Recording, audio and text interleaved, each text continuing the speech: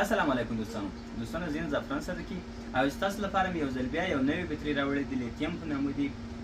نوم یې هیلیم ده خو لیتیم بطرۍ کې کارول شوې دي. ښه په دې کې 1 کیلو وات بطرۍ دي او 200 واټه مالیت په خپل ځان کې لري.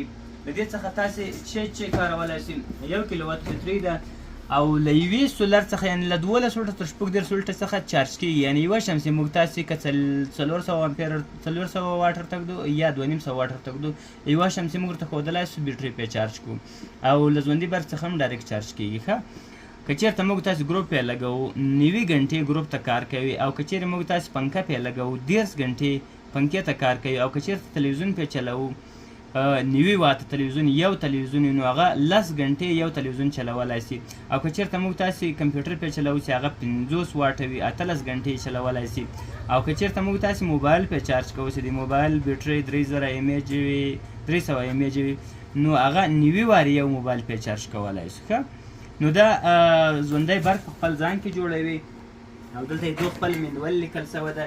یعنې یو کوچنی بکس په رقم باندې لیتیم بطرۍ د وړلی ام سی ار چېرته د پاور بینک غوندې کار ځینې اخیستلی شي. دلته برق آوټپوټ کوي او دلته انپوټ برق لري.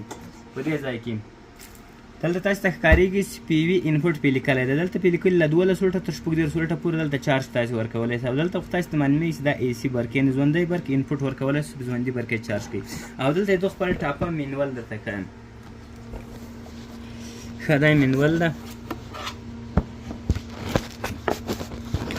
تاسو ته ټول معلومات پکې لیکل شوی 200 واټ مالیت پکې ده او 1 کیلو واټ بټرۍ پکې لګېدلې ده او له 220 برق آوټپوټ درکوي تر 240 وولټه پورې او دلته چې درکوي آوټپوټ کمزوری وولټیج 190 وولټه او لوړ وولټیج تر 220 وولټه پورې ده او بټرۍ چارج چې چیرې ده له 12 وولټه تر 14 وولټه بټرۍ چارج کوي.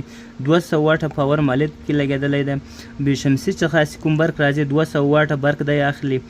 یعنې ډېر خوندور شی ده او ښه کار کوي. 2 کاله وارنټي لري. خوندور شی ده 2 کاله وارنټي لري. سټارټ طریقه یې درته ښیم څه رقم سټارټ کېږي.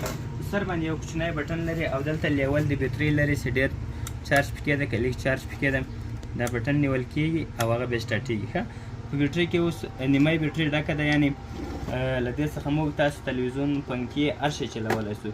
د یوې کوټې لپاره که هغه هر څونه غټه کوټه وي او هر څونه ډېر مصرف کوي د هغې یوې کوټې لپاره دا شی ډېر خوندور او ډېر ښه کار کوي. یا د یوه دوکان لپاره یا د یوې کوټې لپاره ژوندی برق درکوي نه وسایل سوځوي برق یې لیول صفا ده او مشکل بیان یې هم ډېر نشته. ډېر سولر نه غواړي یو دانه شمسي غواړي او وارنټي څومره لري له وارنټي چې یې خبر کړم 2 کاله وارنټي لري.